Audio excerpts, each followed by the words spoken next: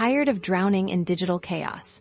Let's transform your Dropbox into a fortress of findable files and unlock peak productivity. Step 1. Build your foundational folder structure. Think broad categories first, for example.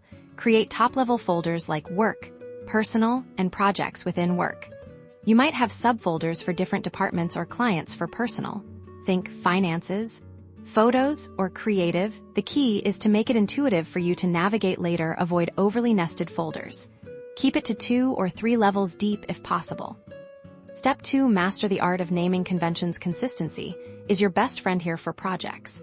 I recommend a date prefix like YYYYMMDD or YIC hash, then the project name, followed by a brief description or version. For example, 20,230,1215 Project Phoenix Proposal V2. This immediately tells you the date, the project, and its status without even opening the file. For regular documents, client name document type date works wonders. Step 3. Leverage the power of tags. While folders give you location, tags provide context and searchability. Select a file or a group of files, and you'll see the option to add tags. Use them for status like to do, in progress, completed, priority, urgent, important, or even for quick filtering like receipts or presentations. This allows you to find related files across different folders instantly.